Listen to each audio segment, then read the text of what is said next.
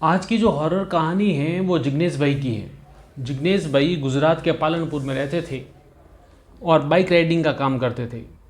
अब वो solo bike ride लेकर के हैं जो कुंभलगढ़ जा रहे थे, लेकिन जो रास्ते में अंधेरा हो गया और अंधेरा होने के बाद उनके साथ ऐसा हॉरर एक्सपीरियंस हो गया कि उसके बाद आप ये कहानी सुनेंगी तो आपकी रूहें कांप जाएगी। और आप यदि अक्सर रात को सोलो राइड करते हैं और स्पेशली बाइक राइड करते हैं तो ये कहानी आप सुनिए मगर जाइएगा मत। ये कहानी गुजरात के पालनपुर से शुरू होती है। जिग्नेश भाई पेशे से व्यापारी, बाइक राइडिंग के बड़े शौकीन। अपने दोस्तों के साथ उन्होंने अपना बाइकर्स का ग्रुप बनाया हुआ और अक्सर वो बाइक लेकर के अपने दोस्तों के साथ है जो लंबी यात्राएं करते थे। अब बरसात का दिन था, सैटरडे नाइट हो रही थी, तो जिग्नेश भाई ने सोचा कि है जो पालनपुर से कुंभलगढ़ के लिए बाइक लेके जाया जाए। तो वो अपने दोस्तों को संपर्क करते हैं, लेकिन संजोग से उस दिन जितने भी दोस्त थे सब अपने किसी न किसी काम में व्यस्त होने की वजह से सब हैं जो प्रोग्राम को पोस्टपोन करने की बात कर देते हैं। अब जिग्नेश भाई का जो मौसम बड़ा सुहाना था तो उन्हें लगा कि नहीं यार, राइडिंग तो होगी।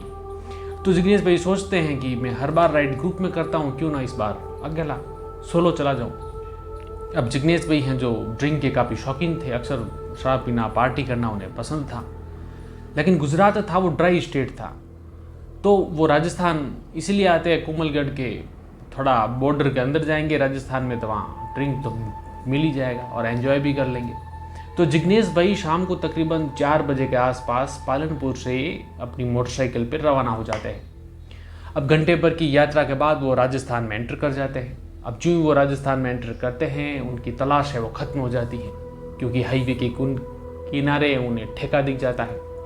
अब जो वो शराब की दुकान देखते हैं वहाँ बाइक रोकते हैं और बाइक रोकने के बाद वहाँ से एक बियर का कैन लेते हैं। अब बरसात के दिन थे, हल्की हल्की बौछारें हो रही थी। जिग्नेश भाई वहाँ थोड़ी देर रुकते हैं। वहाँ पास ही में एक जो सिगरेट वाला होता है उसे सिगरेट लेते हैं, एक सिगरेट स्मोक भी करते हैं और उसके बाद उस कैन का ढक्कन खोलते हैं, एक सिप मारते हैं और अपनी बाइक को शुरू कर देते हैं। अब हाईवे पर जिग्नेश भाई की बाइक चल रही है, हल्की हल्की बौछारें हो रही हैं, साथ में बियर का कैन है। तो जिग्नेश भाई इस सफ़र को एंजॉय करते करते कुंभलगढ़ के पास अरावली की पहाड़ियों में उनकी बाइक पहुंच जाती है। वहाँ पर एक ढाबा होता है, तो उस ढाबे पे वो रुकते हैं। वहाँ पर है जो थोड़ी देर रुकते हैं, कुछ खाते पीते हैं और जो ढाबे का संचालक होता है वो जिग्नेश भाई की उम्र के आसपास का ही होता है। तो जिग्नेश भाई उससे बातें करने लग जाते हैं। अब वो संचालक होते हैं, वो पूछता भी है कि सर आप गुजराती हो? बोले हाँ। बोले आगे? बोले कुंभलगढ़ में जा रहा हूँ। बोले कुंभलगढ़ कहाँ जा रहे हो? जिग्नेश भाई ने वो रिजॉर्ट बता दिया कि जिस जगह पर वो जाने वाले हैं। तो वो संचालक होता है वो बातों बातों जो जिग्नेश भाई होते हैं उन्हें समझाता है कि सब आप गूगल के जिस रास्ते से जाओगे वो रास्ता दूर पड़ता है, ये ढाबे के आगे से एक शॉर्टकट रास्ता है, यह पुराना रास्ता है, लेकिन आप वहाँ से जाओगे तो रास्ता सीधा आपके वो जो रिजॉर्ट है वहीं पर जाने वाला है। तो जिग्नेश भाई उससे पूछ लेते हैं कि भाई शॉर्टकट रास्ते से और इस रास्ते से जाऊंगा तो डिफरेंस कितने किलोमीटर का होगा? वो संचालक जिग्नेश भाई को कहता है कि तकरीबन 15 किलोमीटर का होगा। अब जिग्नेश भाई सोचते हैं कि भाई रात होने वाली है, हल्की हल्की बौछारें भी हैं, बारिश के दिन हैं, तो क्यों ना मैं इस शॉर्टकट रास्ते पर चला जाऊँ, 15 किलोमीटर का बेनिफिट भी है। तो जिग्नेश भाई उस बताए हुए रास्ते पर चल लेते हैं। अब अंधेरा हो चला था, बारिश की बूंदें है वो गिरी रही थी। अब जिग्नेश भाई उस रास्ते पे थोड़ी देर तो चलते तो अच्छा लगता है, लेकिन थोड़ी देर बाद जिग्नेश भाई को एहसास हो जाता है कि उन्होंने बहुत बड़ी गलती कर दी। अब दरअसल वो रास्ता है वो काफ़ी पुराना था, सब जगह खड्डे ही खड्डे, टूटी हुई सड़कें थी। अब जिग्नेश भाई रात के टाइम में समझ ही नहीं पा रहे थे कि खड्डा किधर है और पानी भरा हुआ तो कुछ समझ नहीं आ रहा कि रोड है कि खड्डा है। अब जिग्नेश भाई जिस तेज़ गति से बाइक को हाईवे पर चला रहे थे वो गति बिल्कुल आधी हो चुकी थी। बाइक उनकी 20-30 की स्पीड से चल रही थी, कभी थर्ड गियर लगावे कभी सेकंड गियर लगावे। जिग्नेश भाई परेशान हो गए थे। अब जिग्नेश भाई का शरीर है वो दर्द करना शुरू कर गया था, जिग्नेश भाई थक भी चुके थे और रास्ता है वो लंबा महसूस होने लग गया था। अब इसी हुआपो में जिग्नेश भाई को लगा कि भाई ठीक है, भाई यही रास्ता चलना तो पड़ेगा। रास्ता ऐसा दुर्गम घाटी का था कि एक तरफ तो अरावली की पहाड़ियाँ, दूसरी तरफ गहरी खाई और एक टूटा फूटा रास्ता और काली अंधेरी रात। अब जिग्नेश भाई रात को महसूस करते हैं कि सामने कोई औरत खड़ी है सड़क के किनारे। अब जिग्नेश भाई उस औरत को देखते हुए गाड़ी चला रहे हैं। अब जिग्नेश भाई जिस औरत के पास से गाड़ी को गुजारते हैं वो औरत रुकने का इशारा करती है। जिग्नेश भाई अपनी मोटरसाइकिल को रोक लेते हैं। अब जो ही जिग्नेश भाई अपनी मोटरसाइकिल को रोकते हैं, वो औरत है जो उनसे लिफ्ट मांगती है। अब चूंकि जिग्नेश भाई सोलो थे, उनके पास कोई ज़्यादा सामान तो था नहीं, वो सोचते हैं कि रात के अंधेरे में बेचारी को औरत लिफ्ट मांग रही है, तो उन्हें अपने बाइक पर बिठा लेते हैं। अब वो रास्ता तो वैसा ही टूटा फूटा उसी स्थिति में है, वो धीरे धीरे बाइक को चला रहे हैं। कभी बाइक पानी के खड्डे में गिरती है, कभी बाहर, कुछ समझ नहीं आ रहा था उनको, परेशान होते होते वो बाइक चला रहे। उसी दरमियान वो जो औरत होती है उससे बात भी करते हैं कि देखो ना आंटी, ये सड़क कितनी टूटी हुई है, यहाँ सरकार कुछ करती क्यों नहीं, मैं तो कहाँ आराम से जा रहा था, उस ढाबे वाले की बात में आया और इस रास्ते पे आ गया। वो सब कुछ बोले जा रहे हैं। लेकिन जिग्नेश भाई ने महसूस किया कि उनके पीछे जो औरत बैठी हुई है, वो औरत बोल ही नहीं रही है, चुपचाप बैठी हुई है। अब जिग्नेश भाई ज़्यादा कुछ समझ नहीं पा रहे थे, तो जिग्नेश भाई अपनी बाइक चला रहे थे। उसी दरमियान थोड़ा सा आगे जाने के बाद वो औरत है, वो अचानक से जिग्नेश भाई के कंधे पर पीछे से हाथ मार देती है। जिग्नेश भाई गाड़ी रोकते हैं, तब वो औरत नीचे उतर जाती है। जिग्नेश भाई उसे पूछते भी है कि यह जंगल में क्यों, रात को कहाँ जाना है आपको। वो औरत कुछ बोलती नहीं है, ऊपर पहाड़ी की तरफ इशारा करती है। अब जिग्नेश भाई ऊपर की तरफ देखते हैं तो उन्हें ऊपर एक झोपड़ी दिखाई देती है, और वो औरत जितने में वो देख रहे हैं कि वो जा रही है झोपड़ी की तरफ। अब जिग्नेश भाई सोचते हो सकता है उसका घर हो। वो अपनी बाइक को फिर स्टार्ट करते और आगे की तरफ बढ़ लेते। जिग्नेश भाई थोड़ा दूर जा रहे थे, तब उन्हें महसूस होता है कि उनके शरीर में अचानक से थकान बढ़ गई है, बेचैनी बढ़ गई है। उनका जो हौसला है वो टूट चुका था। उनका मन ऐसा कर रहा था कि यहाँ कोई ठहरने के लिए या रेस्ट करने के लिए कोई जगह मिल जाए तो मेरे को रिजॉर्ट में नहीं जाना, मैं यहाँ सो जाऊँ। लेकिन अब जिग्नेश भाई जंगल था, फंस गए थे, कुछ समझ नहीं आ रहा था। जिग्नेश भाई के मन में ये भी विचार आ रहा था कि हो सकता है मैंने रास्ते में बियर वगैरह पी, उससे मेरे शरीर में थकान आ गई हो। उन्हें कुछ समझ नहीं आया। तभी वो महसूस करते हैं कि उनको जोर से प्यास लगी हुई है, उनका गला है वो सूख गया है। अब जिग्नेश भाई का शरीर है वो दर्द कर रहा है, बाइक चलाने की हिम्मत नहीं, प्यास लगी, गला सूख गया। तो वो बाइक रोक करके वाटर बोतल लेते हैं, लेकिन जहाँ पर बाइक में पानी की बोतल थी वहाँ हाथ डालते तो पता चलता है कि बोतल तो है ही नहीं। वो रास्ते में सड़क जो थी वो खड्डे वाली थी, तो हो सकता है कहीं बोतल गिर गई हो। जिग्नेश भाई को भी यही लगा, तो उन्होंने सोचा कि घना जंगल है, जितनी चला सको बाइक चला लो, आगे जहाँ जाएंगे रिजॉर्ट में वही पानी मिलेगा। तो जिग्नेश भाई उसी खड्डे वाले रास्तों में, काली अंधेरी रात, उन्हें कुछ दिख नहीं रहा, हल्की हल्की बौछारें हो रही है और वो बाइक है वो राइड करके जा रहे हैं। रास्ते पे उन्हें एक नया घर सड़क के किनारे दिखाई देता है। अब जिग्नेश भाई का गला तब तक इतना सूख चुका था, उन्हें लग रहा था कि अगर एक बूंद मेरे गले में नहीं गई तो शायद मैं मर ही जाऊंगा। तो उस नए वाले घर के बाहर जिग्नेश भाई अपनी मोटरसाइकिल रखते हैं और वो उस घर के अंदर जाते हैं, और वहाँ का दरवाज़ा है वो नॉक करते हैं, और दरवाज़ा नॉक करने पर अंदर से एक बुजुर्ग इंसान है वो बाहर आता है।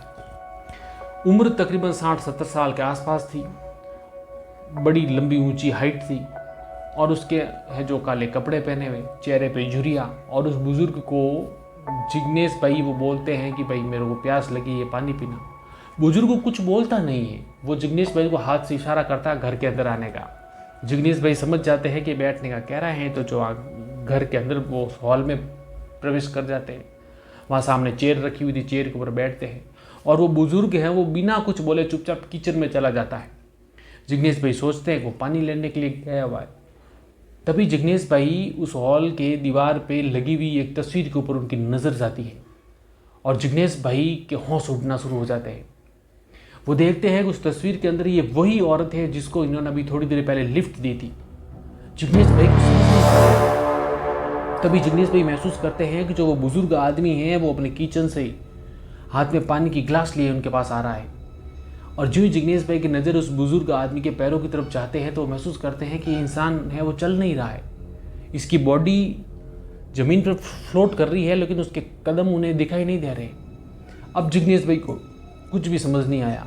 जिग्नेश भाई इतना डर के घबरा चुके थे कि वो मारे डर के चीख के चिल्ला करके उस घर से भागे। उनके दिमाग में एक ही था कि जितना भाग सकूँ उतना भागो, और वो भाग करके अपनी मोटरसाइकिल के पास आते हैं।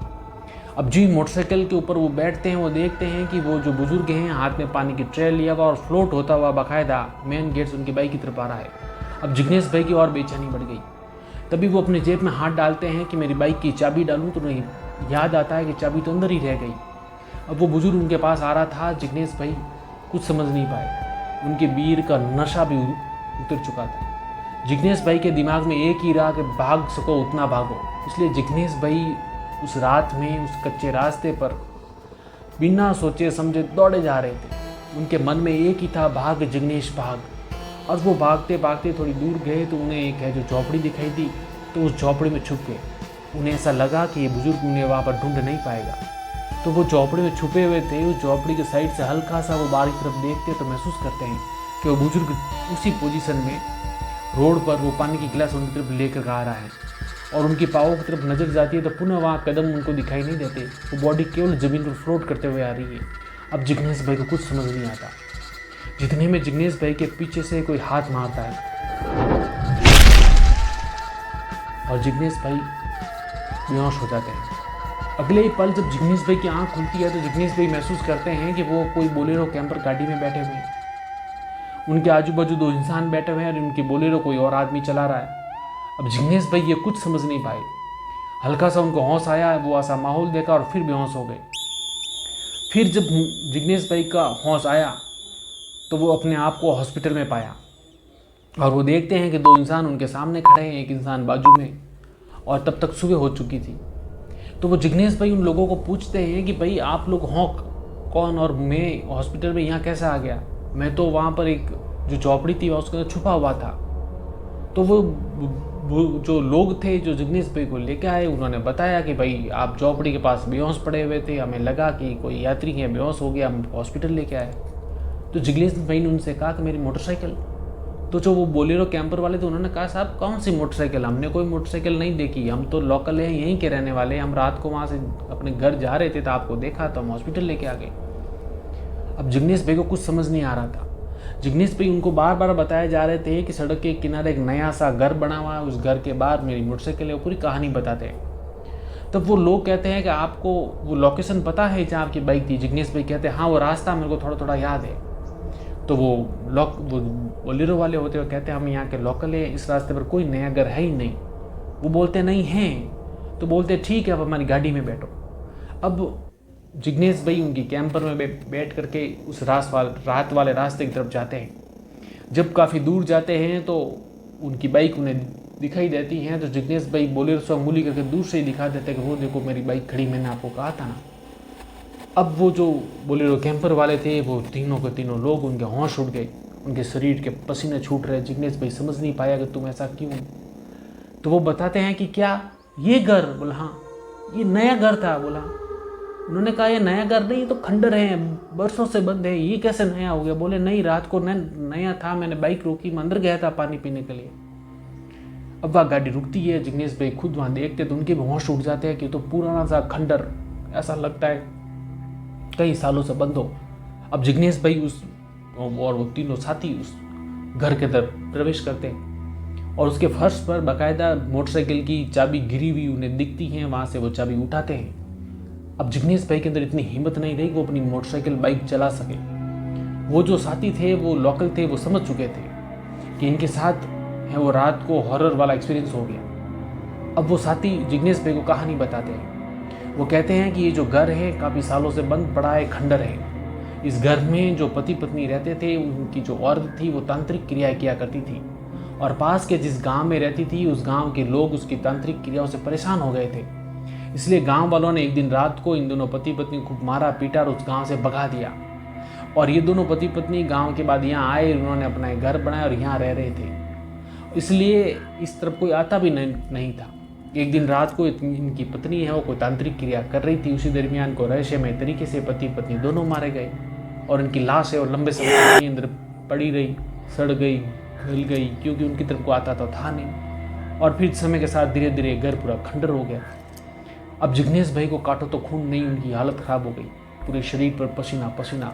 अब वो अपनी बाइक स्टार्ट करने की कोशिश करे तो बाइक को चाबी भी ऑन नहीं कर पा रहे थे।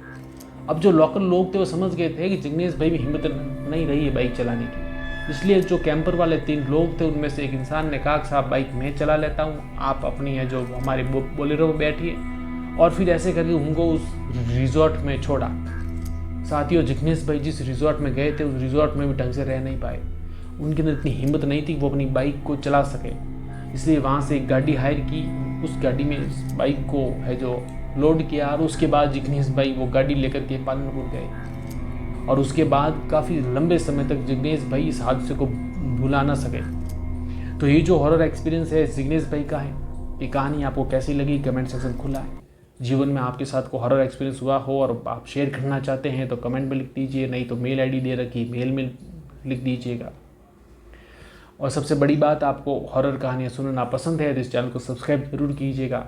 हम आपके लिए अक्सर ऐसी हॉरर कहानियाँ हर रोज़ आपके लिए लेकर के आएंगे।